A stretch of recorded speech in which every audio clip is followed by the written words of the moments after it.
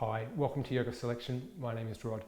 Today's class we're focusing on chair backbends. We'll be exploring a fairly comprehensive selection of chair backbends. We'll be starting with more basic ones, introductory ones, and then heading towards more advanced variations and ultimately heading in the direction of viparita, viparita, dandasana. Make sure that you've got a yoga chair. We'll also be using a bolster, have at least 2 blankets, 2 blocks and a belt. Of course you'll need your mat up against a clear wall space, and a good idea to be a little bit warmed up. You can, before starting this video, practice a few standing poses, or we can now just do a few poses just to prepare us for some back bending. So we'll start with Ardha Mukha Virasana. We're going to get fairly directly into the back bends here in today's class. And Ardha Mukha Virasana, hands pressing down, elbows lifting up, using the arm strength to draw your pelvis back and down. We can feel that in the bony structure of the pelvis, drawing back. And small detail in the pelvis, the tailbone, drawing back and down. And also more on the surface of the body where the muscle is. Draw the buttock flesh back and away from the spine. Even the skin there that sits on top of the buttocks, draw it back and down. Feel the back waist spread out as you make that adjustment. Okay, Uttanasana. Feet hip width. Just check to see if the hips are leaning back. That's very common. So we let the weight come more forwards towards the balls of the feet until the pelvis aligns with the ankles. So the pelvis has that sense of leaning forwards. And in addition to that, the thigh bones, they press back, and that returns some weight to the heels so that the weight is evenly balanced on the feet. Important that the lower back is lengthening. For more flexible people, that actually means letting go, releasing and relaxing. For varying degrees of flexibility, the back will tend to round in different areas. The more flexible you are, it's going to be higher up the back, nearer to the shoulder blade region. So we're just looking to contain there. If you know that you're tighter in the hamstrings, it might be that the lower back is bulging up a little, pushing up into the skin. So you're just working to contain that area. Think of lengthening the front of the spine evenly from the pelvis towards the collarbones. Okay, Ardha Mukha Svanasana, downward facing dog pose. Now in a number of the supported chair backbends, we will be working on relaxing the throat, the face, the eyes, the breath as well. So let's begin that process here in dog pose. And despite the work in the arms, so the hands pressing down, the elbows straightening and the shoulders lifting, make sure that the sides of your neck are completely relaxed. Check the facial region around the jaw, the tongue, the eyes. Just soft there, release. Compare it to the side ribs actively lifting, but the face remaining relaxed and soft. So the elbows are working, also the legs are working, so the front thighs pressing back, but that activity not adding to tension around the face. Shins as well, press back, draw the heels down, but keep the face soft and relaxed. Okay, and then walk the feet towards the hands. We're ready to begin our supported back bends.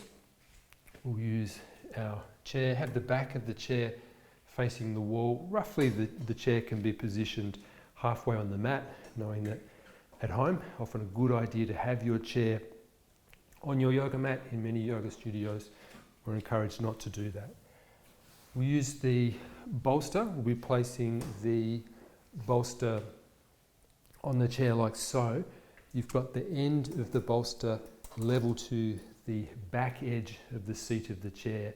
And for many people, that's going to mean that the bolster is a little bit prone to tipping. So you might need to just secure the bolster there with your hands. And now something that we'll be looking at throughout a number of the poses is how we adjust the pose or customize it according to whether you're tall or whether you're shorter in stature.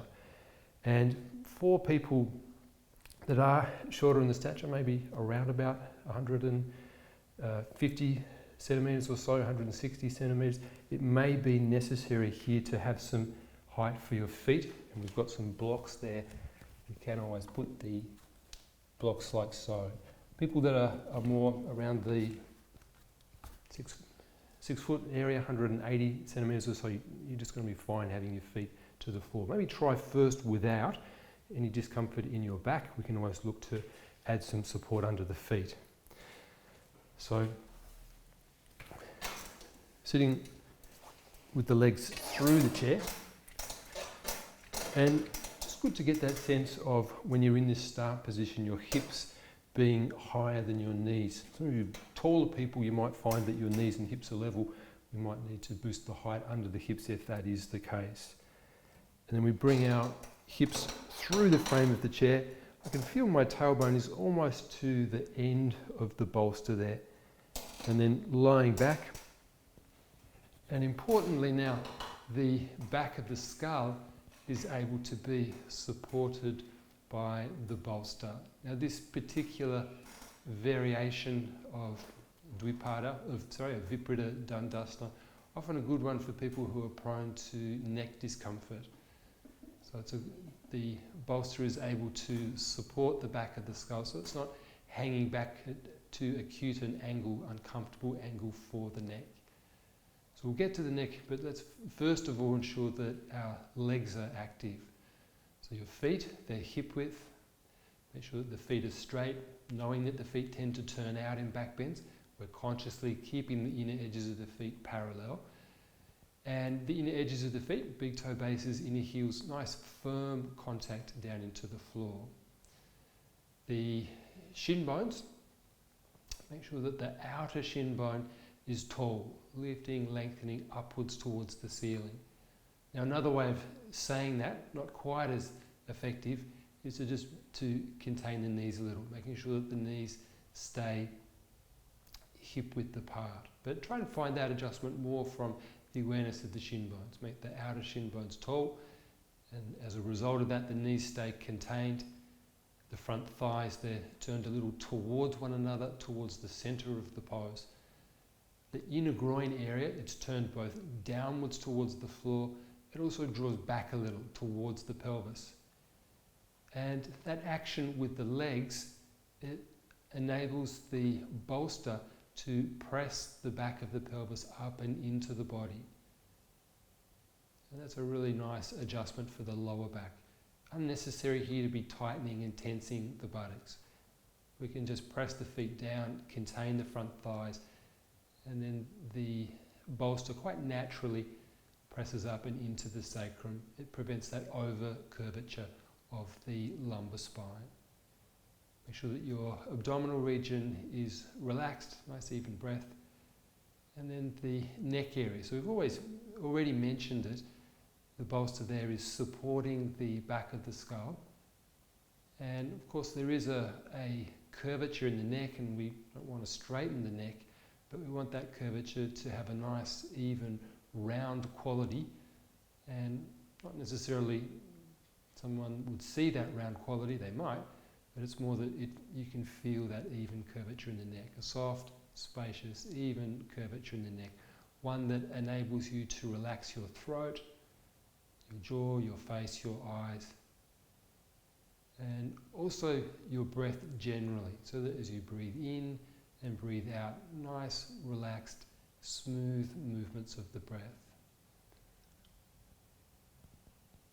Okay, and then let's come back up now with these chair back bends. When we come up, pressing our feet down, we lead up with the chest and bring the head up last. Often you need to bring one hand behind the pelvis and press down there just to support the neck and the spine as you come up. So coming up now as you're ready, and sitting neutral there for a moment, not slouching forwards, not pushing aggressively the shoulders back.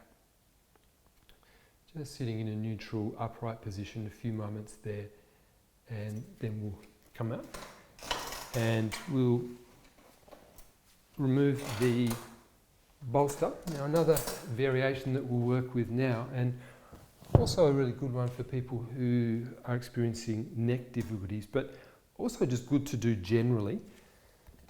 And we'll use the blocks here. So we're setting up the blocks. So I've got the feet of the chair here. So I'll lay a block level to them, a long yoga block. We've got the two blocks. I'll then place the second block here. This is the one that we'll be using. So this block is a yoga block length away from the feet of the chair. And we'll then place the second block like so. Now we could rotate it this way, but then that just gives us a little more narrow margin when our head comes back. We want this to be a support for the back of the head. So if we turn the block this way, we've just got a little bit more scope to move the block. Similar to this bottom block, if we have it here, then we've got to be a little more specific where the head comes. If we have the block this way, we've just got a little more scope. We can even reach back with our hands and readjust that block a little if we need to. Now I've already mentioned the height of the chair relative to the height of your body. In an ideal world, we'd be able to have chairs that would be customized to our height. We can't do that.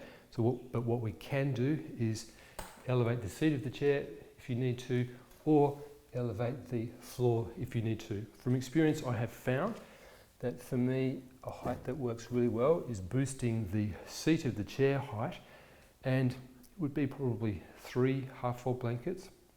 I find though that these shoulder pads, if you can get hold of them, work really well because it keeps that really clear sense of edge that the seat of the chair can provide. So if you are boosting the seat of the chair like I am, then try to maintain that sense of feeling that quite crisp edge there that the seat of the chair can provide. These shoulder pads, they're generally used for Savasana, for shoulder stand. They can also work well for the feet if you're needing to boost the height of the floor. So yoga blocks, they can do that as well. It's just that you have to be a little more accurate where your feet go. This might be trial and error. You might need to try a few times, a little more height, a little less height, and then you eventually work out the height that works best for you. Remember that your hips need to be higher than your knees. Your chest needs to be a little higher than your hips. We'll be sitting through the chair.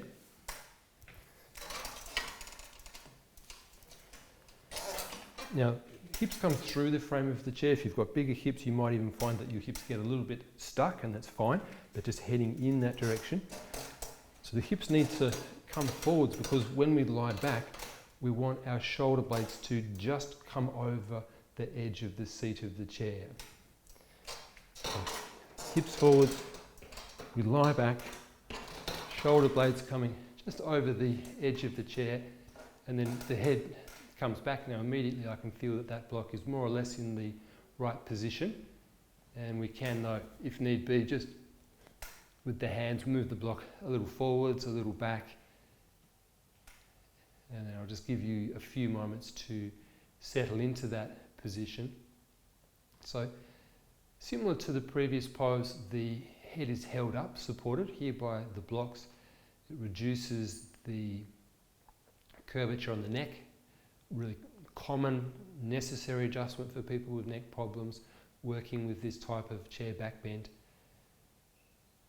And it also has some other benefits, and we'll get to that in a moment. But first of all, just make sure that your elbows are up and onto the seat of the chair. So it might be that they've needed to tuck in quite close to where the side ribs are in order to get their elbows up onto the chair, the seat of the chair. And then you're pressing your elbows down so that you can lift your spine up and into the body. And we've got that nice, really clear edge that the seat of the chair provides. We want to make sure that we're accurate, that we've brought our shoulder blades just over, and we can feel the back ribs there in contact with the seat of the chair, but ideally not the spine. It's lifting up and into the body. Someone from the outside would see your chest lift as you make that adjustment. Your side ribs lift, center of your chest lift. And we can just spend a few moments adjusting to the position with that active elbow pressing action. Once we start to settle more into the pose, then we can just let the hands slide a little lower down the frame of the chair. We can let the elbows overlap, come around the outer edge of the seat of the chair and hang down more towards the floor. And then focus on completely relaxing first your facial region, jaw, eyes, and the throat, the neck. The shoulders, they relax. Don't confuse that with them pushing towards the ears. Just a little bit of containment with the shoulders so that they're loose but kept back towards the seat of the chair. Make sure that your abdominal region is completely relaxed as well. Make sure that you're completing each exhalation. Nice, long, smooth, even end to each exhalation. And when we relax in that way, we can feel how we get a reasonably firm, focused adjustment to the upper back. That area just under where the shoulder blades are positioned. For many of us, it's a tighter area of the back. And this can really help to improve flexibility, mobility, excuse me, in that, for many of us, that tighter area. Now we could just reach back with our hands and remove the block, but knowing that we're heading in a series of these chair back bends, we'll just come up now for a moment and let the back release. So leading up with the chest, bring the head up last. Again, you might need to just bring one hand back to the bit of the seat behind the pelvis just to help support that action. And then just sitting neutral for a moment. And we can then stay sitting in the chair, but we'll remove the blocks. And this time, more or less the same pose. We're keeping our knees bent, our feet flat, but we'll be letting our head hang more freely down towards the floor. So again, we bring the hips through. If you're taller, your hips will come further through. If you're shorter, not as far. But for everyone, the same reference point there with the shoulder blades. The shoulder blades are just off the edge of the chair. You can then let your neck release and your head hang down. Let's again start with the elbows up on the seat of the chair. And important because it gives us the ability then to, as we were doing a moment ago, press down with the elbows in order to coil up with the upper back. So we know that the lower back is often very capable of bending, of arching, but we want to make sure that we're using the whole of the spine. So the thoracic spine with the back bends, we're moving it deep into the body. Again, keep your shoulders relaxed. Now, different to the two previous chair back bends, now the back of the skull is not as supported. So we need to consciously allow the back of the skull to release and relax. There might even be a bit of a subconscious tendency to pull the back of the skull towards the neck. Let it just release and relax away from the neck. Pressing the elbows down helps the chest to lift, helps the spine to lift. Just make sure that your breath has settled. Nice, smooth, even exhalation. Make sure that the navel area isn't uncomfortably pushed up. So often, from a teaching perspective, something that we can be aware of with students in these positions, if that area looks raised, tense, often that's an indicator that there's some discomfort somewhere in the pose. So once the abdomen has been able to relax, we'll again let the elbows just widen a little, let the hands slide lower down the frame of the chair so that we can get that sense of the chair giving a really firm adjustment to the upper back, giving it a good lift. Neck those days relaxed, throat relaxed. Your feet are active, so keeping the inner edges of the feet pressing down. Imagine that you're squeezing one of the yoga blocks between the inner knees. Okay, and then let's come up. Sitting neutral for a moment. Now, if you're practicing on carpet, often your yoga chair doesn't have the ability to slide. Knowing that for home practice, a lot of people will have carpet, we can't be guaranteed that we will be on floorboards or concrete surface where a yoga chair can easily slide and maneuver. For that reason, we're going to be working for the moment with the yoga chair on the yoga mat. And it means that we've got to be a little bit more manual about how we adjust the distance between the wall and the chair. This next chair back bend, we will be straightening our legs, and ideally we'll be able to touch at least the ball of the foot onto the wall. So we can try that a little bit from the seated position. Something that I find helps, and it might just fast track you of being able to get the right position. For me, if I sit with back of my pelvis to the wall, and if I take note of where my heels come to, and just to be a little more exact with it for today, it wouldn't mean that we need to do it every time, I can put a block there just to maintain that distance, and then I'm going to, for me, I'll try it, where the front legs intersect the seat of the chair. Often that will be a good starting point for me, and I might find now that I've got to come in a little closer, a little further, but that's going to get me more or less in the right spot.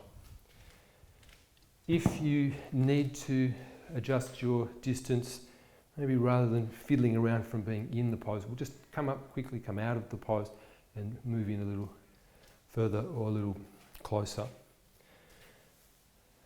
We'll try it so that... Now, the other thing is to be quite systematic how you come into the pose. There's no rush to get the legs straight. Ideally, we'll pass through that position where we've just been, chest lifting, head relaxed, and then maintaining that. We can just carefully bring the heels towards the wall. Now, so this is important for shorter people. This edge of the chair here, near the knees, ideally it won't be pressing up into the backs of your thighs and obstructing your ability to straighten your knees. Good if that firm surface there is pressing up into your sacrum. We want that area to get pushed up. We don't want the backs of the thighs to feel as if they're being pushed up. If that is the case, and it's no fault of how you're working in the pose, if you're shorter stature, you may just need to put some blocks for your heels against the wall, and then we can just a little bit elevate the feet so that the back of the chair isn't obstructing the thighs. Let's try it. So we'll bring our hips through. We'll bring the shoulder blades just over the edge of the chair, and then we'll test our distance. And I'm actually a little bit too far out. So I've brought myself too far out, and I'll just come up. Because I've already done that measurement at the beginning, I know that I just a little bit need to come in closer. And then trying again, and this time it's just right. So I've got firm pressure with the balls of my feet into the wall. I'll give you a moment just to fine-tune your position. Got the elbows on the seat of the chair, your legs are now straight, the balls of the feet in contact with the wall. A few moments just to optimise this chair back bend, because it might be the type of practice where you do need to periodically pause the video and just optimise your chair position. So the balls of the feet, they press firmly into the wall. The knees are completely straight. So work from the shin bones even, the head of the shin bone, press down into the calf muscle. Make the inner shin bone lead so that the calves, they turn out a little from the inner leg towards the outer leg, and just to the point where the calves face more directly down towards the floor. It's not that we're overcompensating, we don't want the inner calf lower, just that nice sense of broadening across the backs of the calves and an even downward direction to the calves. Similar with the backs of the thighs. So the front thighs, they're firm. If someone was to come and touch them, they'd be gripping the muscle there, firm to the touch. The inner groins turn down. That leg action, again, it enables the chair to press the back of the pelvis up. There's some firmness there to the buttocks. Don't aggressively clench the buttocks. Make sure that you can feel the firmness of the seat of the chair containing that area, lifting it up and into the body. Elbows pressing down so that the chest lifts. We've got our neck released and our head hanging back with the back of the skull releasing. And then, as we've been doing, just let the hands slide a little lower down the frame of the chair, let the elbows overlap the side edges, and just allow the edge of the chair to lift and spread the upper chest and contain that stiffer part of the thoracic spine. Okay, and then bend your knees, lead up with the chest, sitting neutral for a moment.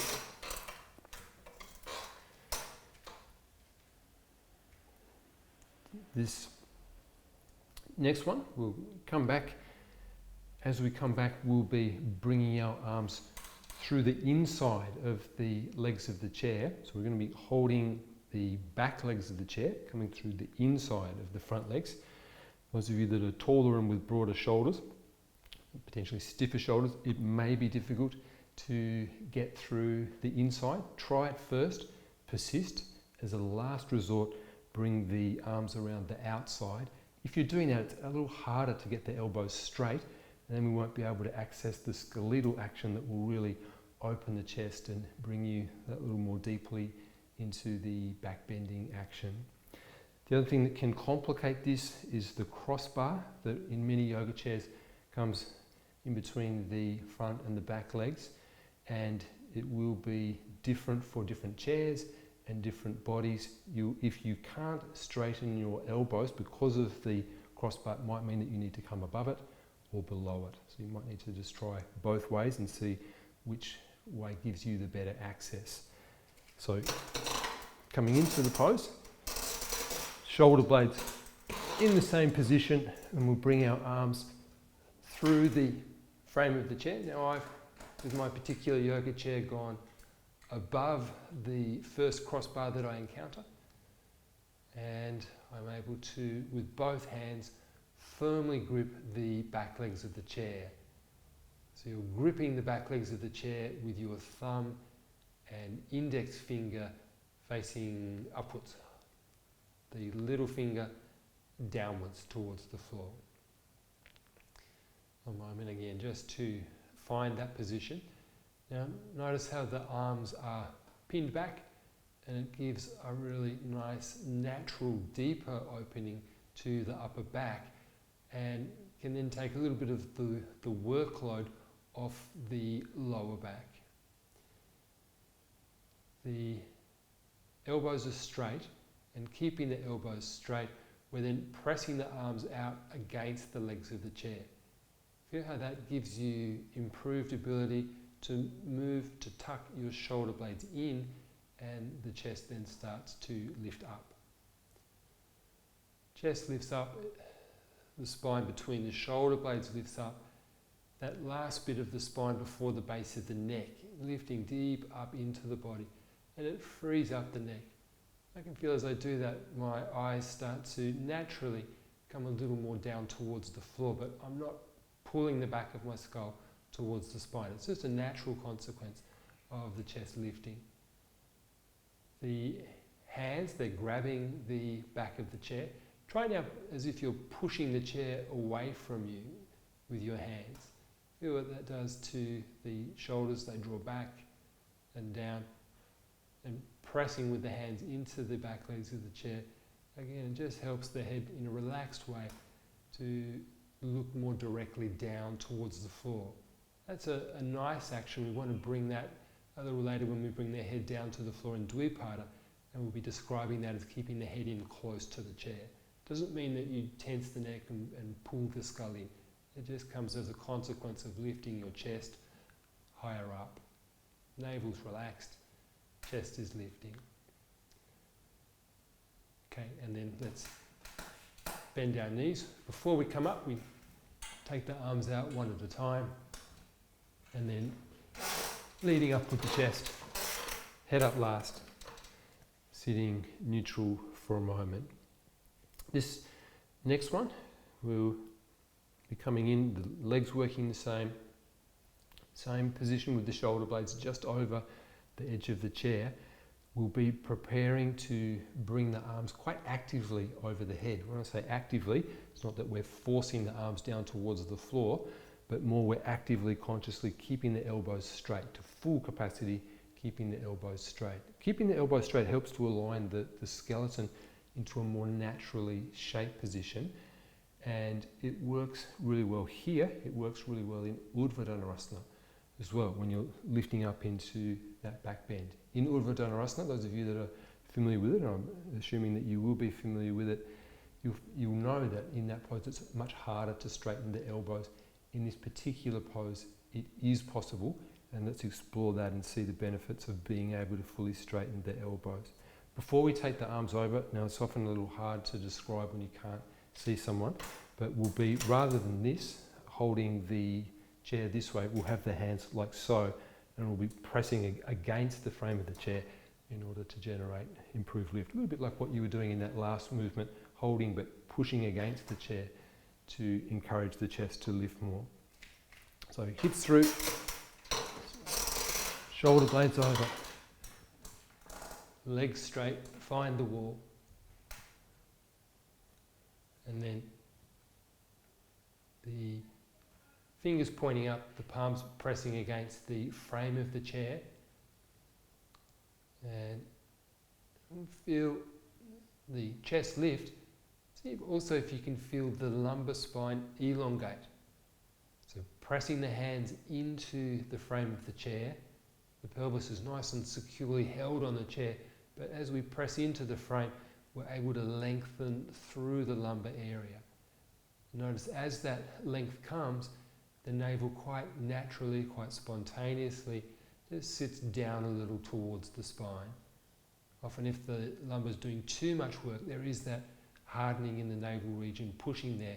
When there's a nice amount of space there, the navel sits back and down and into the body. Now, important before we take our arms over the head, that our legs are holding us. So shins down, backs of the knees open, the front thighs firm. Difficult here to overwork the legs. So shins down, thighs firm.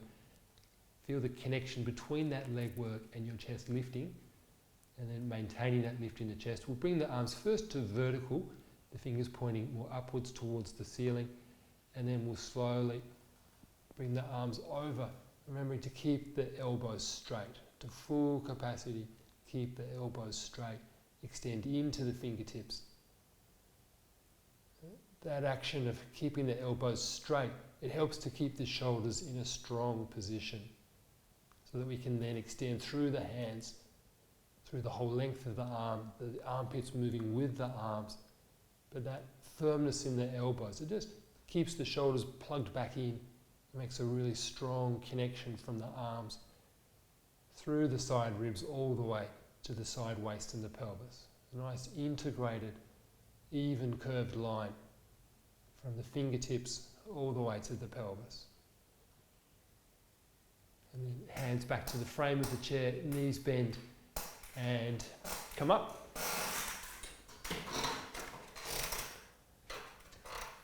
So we're working at this point with viparita dandasana, and we are heading in the direction of viparita dandasana, where we start to think about bringing our hands interlocked into the head balance position behind the skull. And we'll just get there first of all by bringing our feet higher up the wall. So we'll use the wall now, feet come up the wall, it'll enable us to bring our head down. And a good sort of meeting point between the two poses, we'll leave our chair as it is, so try not to disturb its distance away from the wall as you come out of the chair, and then we'll add 2 blocks on their side edge. The blocks will be a ledge for your heels. So your heels will be resting onto the block, your feet will be to the wall. Our head will come back and it will come back onto a bolster. Now ideally the shoulder blades are in the same position, just a little bit off the edge here, and with the shoulder blades in that position your head will make contact with the bolster.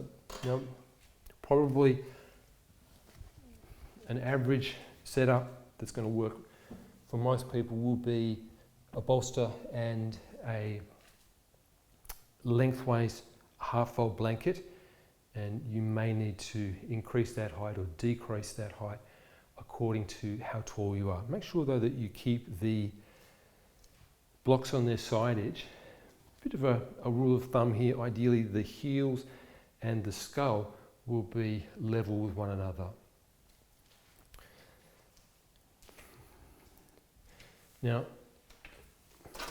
some people might find that they need to move their chair a fraction closer to the wall, but let's start initially just keeping the chair in exactly the position where it's just been. So hips through, shoulder blades just off the edge of the chair, and I can feel that light contact with the top of the skull onto the blanket, so that gives me confidence that I've chosen the right amount of height there. If you can't feel the support, you'll need to increase the height. And then the feet come up onto the blocks, heels onto the blocks, balls of the feet to the wall. And at this point we're still holding the frame of the chair with the hands. Now assess the contact there with the top of the skull and the support. Now I say top of the skull, it might be a little in that area near the back of the skull, where the back of the skull and the top of the skull join. So firm contact, but one that enables you to lift from that point up through the neck region, through the shoulder blade region, through the trapezius, so that the pressure of the head onto the support generates lift, a bit like it does in a headstand. It's not that we collapse into the head. From the head we lift up through the shoulders, through the spine, through the chest. Now once you're sure that you've got that lift and that your neck is comfortable, we'll start to bring the arms over, knowing that that will bring a little more weight to the top of the head. As long as the shoulders are lifting, as long as the shoulder blades, trapezius is lifting, that's going to feel good for the neck. So hands bring off the frame of the chair with the elbows straight. Start to bring the arms over. Now I can feel the contact of the head now getting a little more directly towards the top of the head, or as my chest lifts. Keeping the elbows straight helps to align that area between the shoulder blades near the base of the neck. Something else that we can do is, and it will lead towards viparita, is just to fold the elbows now, so the hands cupping the elbow points and letting the forearms rest down onto the support. For some people the forearms might not naturally come as low down as the support. That's okay, the elbows for this particular pose can be left mid-air. Equally you could put a block there or a rolled blanket just so that there is some support for the forearms to rest onto. The trapezius moves away from the neck, the sternum lifting upwards as the forearms release down. Okay, and then let's release. We'll bring the hands back to the frame of the chair, bending the knees. Make sure you bring your feet back to the floor first, and then coming all the way up and sitting neutral for a moment. So this next one will be bringing the head lower down. So we'll be removing the bolster and bringing the head all the way to the floor. For this particular variation, I think really helpful, good if you have got a yoga mat there, particularly as we start to bring our hands down and be working to bring our hands into head balance. Good if we have some grip there for the forearms and the elbows. And we need to change our distance now with the chair and it's going to need to come a little bit closer to the wall. It will vary from person to person, and something that I can do just to give you a little bit of a head start there is give you a measurement that will approximate how far you will need to be. So we'll move these blocks out of the way. We'll move the bolster, any additional blankets out of the way. Make sure that you've got a really clear sense of where the edge of the seat of the chair is, because we want to now measure a distance of the length of your legs and maybe an inch and a bit, 3 centimetres or so, roughly, a little bit less than 5 centimetres or 2 inches.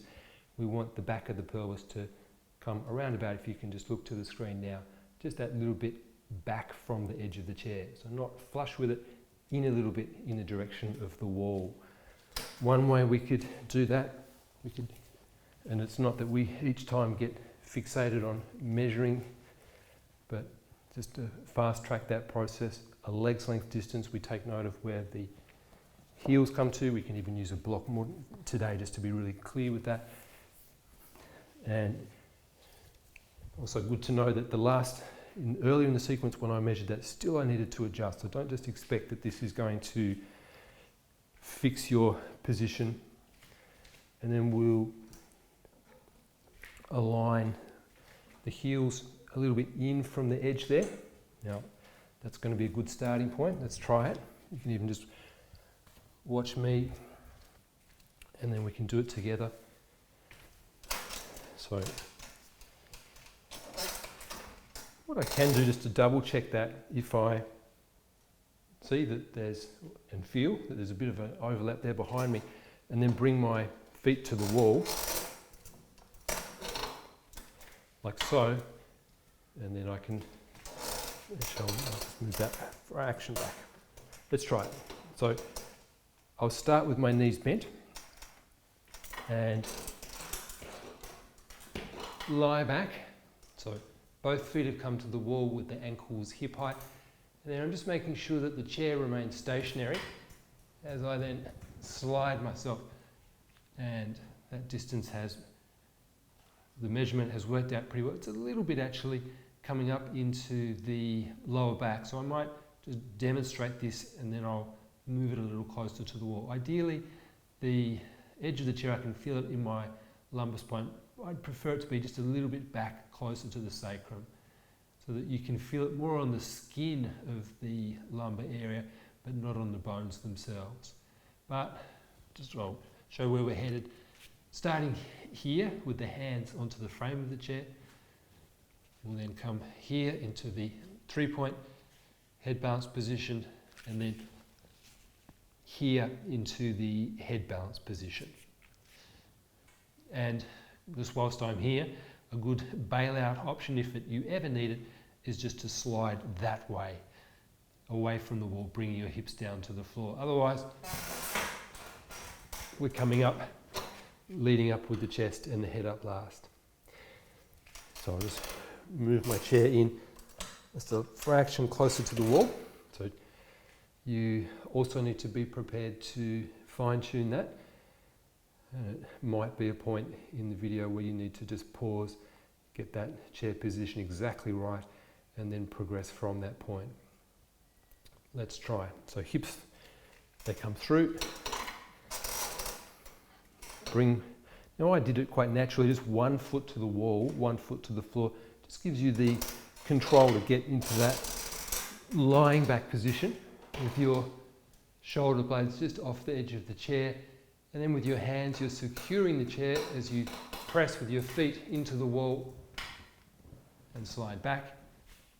Now this time it feels much better for me, the chair position, so I can feel the supportive lift of the seat of the chair up through the sacrum without the edge of the chair uncomfortably pressing into the lumbar area.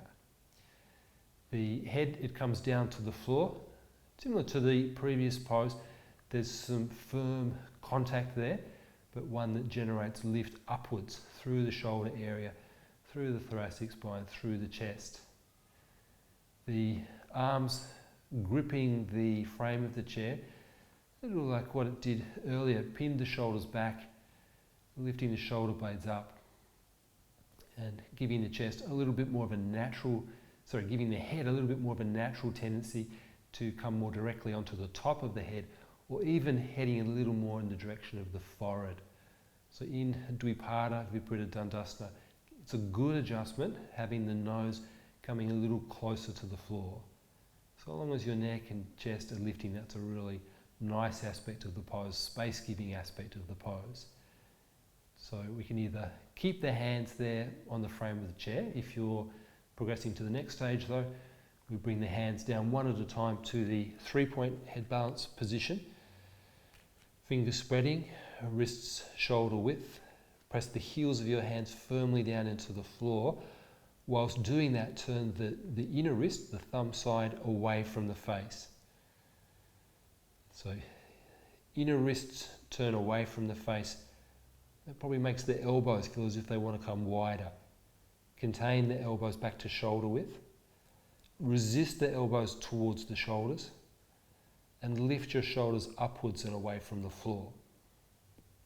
Now that action in the arms helps to ensure that the upper back is lifting off the neck. It should be comfortable for the neck, that adjustment. And then one hand at a time, we can bring the hands back into the head balance position with the fingers interlocked. Now, very common for the elbows to initially struggle to make contact with the floor. So we will eventually aim to press them down, but not until they've been contained to shoulder width. So draw the elbows into shoulder width and then press them down, and press the elbows down in order to lift the shoulders and the backs of the shoulders higher up. When the shoulders lift, the spine lifts and it takes that pressure off the neck. Okay, and then hands back to the frame of the chair, bend your knees, lead up with the chest and bring the head up last. All right, we're going to be this time keeping the feet to the floor and bringing the head down as we just had it then, head to the floor and the hands in the interlock position. As I've mentioned already a couple of times, we do need to fine tune the height of the chair relative to the floor, relative to your height. And because we can't get chairs in different sizes, it does mean that we will need for some people to elevate the seat of the chair, and I've already done that. It might be also that we need to elevate where the floor is relative to the feet. It might also be that we need to elevate the floor relative to where the head goes. Now that might sound confusing, and perhaps it is, but the really clear reference point that clarifies things is the direction of the navel. If the head is too high, the navel is going to slant more towards the wall. If we've come too far over, if we've lost our anchor of our feet, then the navel is going to slant out in towards the center of the room. So you can imagine that you had a pencil balanced in the navel, and that when you're in the pose and nicely balanced in the pose, that pencil would point directly upwards towards the ceiling. And I mentioned it might be confusing and often lots of work to do during this pose in yoga classes, but something that might just help to make that a little more simple. If we first of all add height to the head, so support the head, these shoulder pads, I'm sitting on it, they work really nicely because they're firm and they've got some grip. Yoga blankets are also good. Try not to get the blankets to come apart though as you're practicing with them. So we elevate the head, see if the navel is able to face up with the feet down. If still the heels are loose, then at that point we can put some height under the feet. But don't go to the feet first, go to the head first, and then see if we can balance from there. All right, let's try it. So hips will come through. Now the other thing, just before we go down, don't too quickly assume that there is not enough height in your feet. I find that when I'm in position, those first few moments there, my heels are actually a little bit struggling to make a firm contact with the floor. Once I've been there, once I've felt the shape of the pose mold into my body, then I'm more able to get my heels anchored. So as the pose is after a few cycles of breath, can be quite different to how it initially feels. So don't be too quick to react there. It might be that the heels are light initially. As you stay, as you breathe, as you release, you'll find that increasingly the heels will come down. So height under the heels as a last resort. Now, I mentioned it earlier, as we bring the head back, we're working to bring the head, keep the head close into the feet of the chair. So shoulder blades just off the edge of the chair, lift your chest, and then keeping the head in close to the frame of the chair. We continue to slide until the head comes all the way down.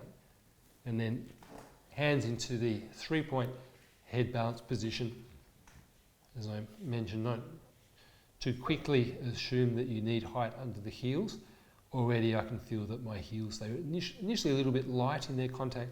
Now I'm starting to get some push, some purchase out of the heels. So hands are pressing down, heels are pressing down. As the heels press down, the outer shins lift up, the knees are contained, and the seat of the chair quite firmly lifting, supporting the sacrum. And we can ensure that our shoulders are lifting. We've just looked at that, keeping the shoulders lifting. We can then, one hand at a time, one arm at a time, bring the hands into the 3-point head balance position. First we contain the elbows to shoulder width, then we press them down. As we press them down, the shoulder sockets lift, the backs of the shoulders lift. I can feel my feet getting a firmer contact with the floor as my forearms are pressing down into the yoga mat. Navel facing directly up. Of course, the navel's releasing here, relaxing. A nice even out breath. Make sure you're not chopping off the end of the exhalation. Okay, and then hands back to the frame of the chair, leading up with the chest and the head up last. We'll look at one more variation, and that's the one where rather than having the hands interlocked behind the back of the skull, we'll be walking the hands in and holding the front legs of the chair. Now, this particular action is often helped by elevating the hips. So if you're finding that you're very cramped in the shoulders and just feel blocked in the shoulders, experiment with it. See if you can build the height up under your hips. Of course, you've got to make sure your feet still reach the floor, but lifting your hips will help to create that little bit of extra space for your shoulders to make that more challenging movement of reaching back and holding the front feet of the chair. In terms of helping someone in this pose, literally with an adjustment, the teacher would first of all, probably, and just looking to the screen, you might be feeling this with your elbows splaying out, and just you can almost see what that does to the shoulders. It squashes them towards the ears. So the teacher would just initially just bring the elbows into more of a shoulder width, wait for the student to then get that sense of being able to get the shoulder lift. Once that comes, it's often more of a releasing movement than a tensing movement. Then we can start to apply the pressure of the elbows down, and that will lift the shoulders. I'll talk you through that, but before we get that far, let's just briefly come out of the chair and gather our belt. Make sure that the loop of the belt is adjusted so that you've made as large a loop as you can make. And then we're going to bring the feet of the chair through the loop of the belt, and then we just make a square out of the belt. Now all we're doing there is creating handles for the hands to grab, and if anything, it's a guide to finding the chair, because you can't see the chair, and often you can feel a little bit as if you're grabbing into thin air there and can't quite locate where the chair legs are. So that will help you to both find the front legs of the chair.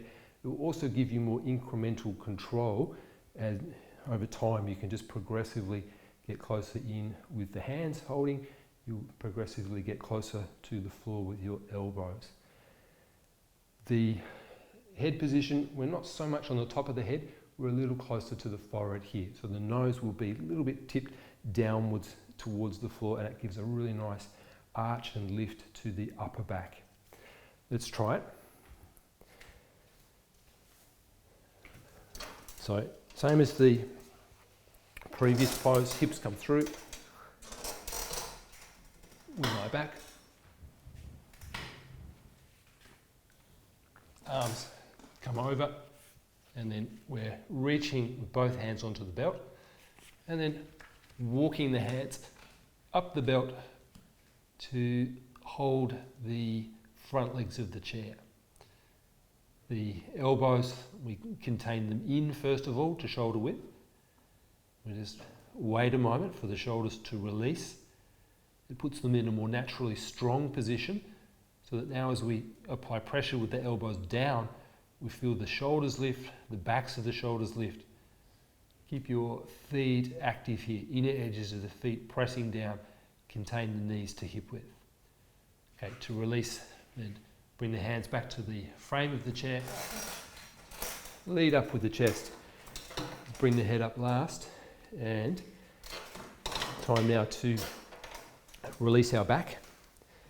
So we'll come out of the chair, remove any supports that you may have on the seat of the chair. That belt can also go off to the side. We've got chair malasana. We'll also, in a moment, come chair shavasana. So we'll just, if we slide the chair in closer to the wall, it'll be ready to go for when we want it for shavasana. Sitting deep back into the frame. If possible, the hips come a little through the frame. The feet position, the inner heels slightly wider than the front legs of the chair. Make sure that your sitting bones are anchored as you bring your hands down to the floor in front of the feet. Now everyone's back will release at different rate, so there's no rush to get to full extension here. Neck release, head hang. Try having the arms folded if that's too intense. Bring the hands back to the floor.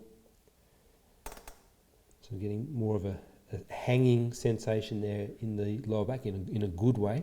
Traction there through the lower back. And then the next stage, reaching through, holding the back legs, or if you've got a crossbar there between the back legs of the chair, gripping that with the fingertips. And keeping the sitting bones anchored down, lift your head, look across the room.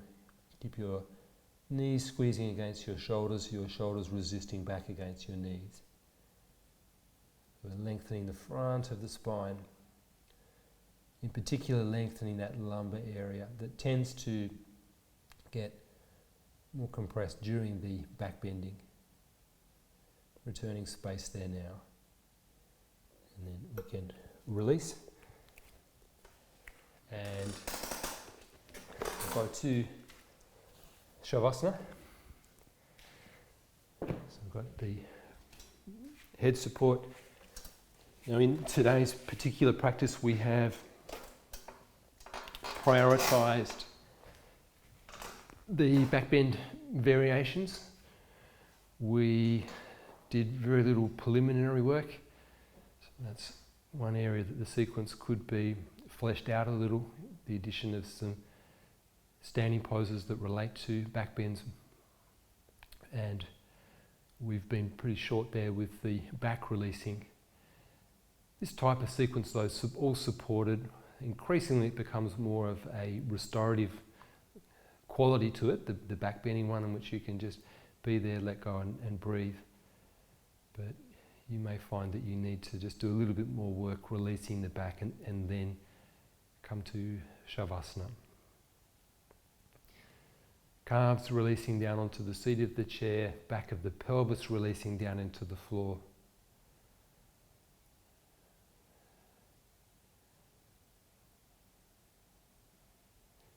Check the natural rhythm of the breath. See which region of the breath area is holding the breath rhythm.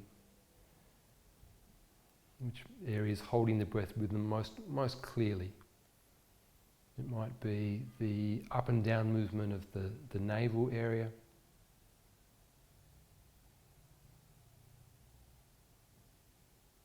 It might be more clear for you in the diaphragm region, not so much lifting but more spreading, spreading out, returning back into its start position, spreading out, returning back.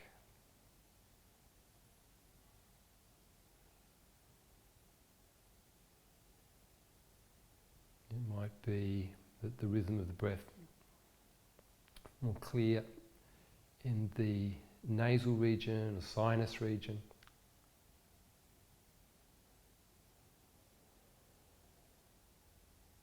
Make sure that both of the different cycles, the inhale and exhale, are even and smooth.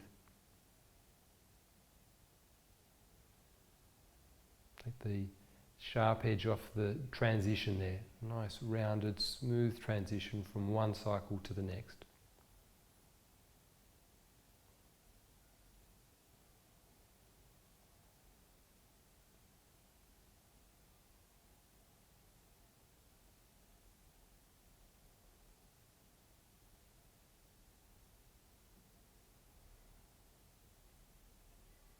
Check the facial region for any residual gripping or holding. Relax your jaws, tongue, lips, eyes.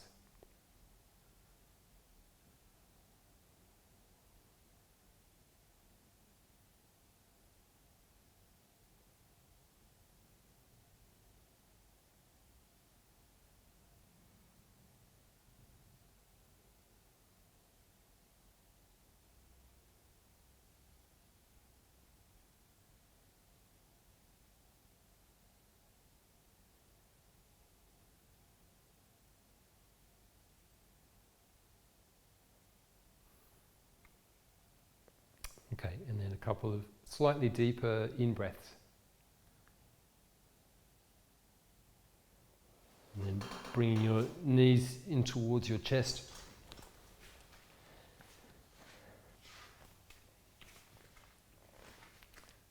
Eyes open. And roll to the side. Come up as you're ready. Thank you for practicing with Yoga Selection.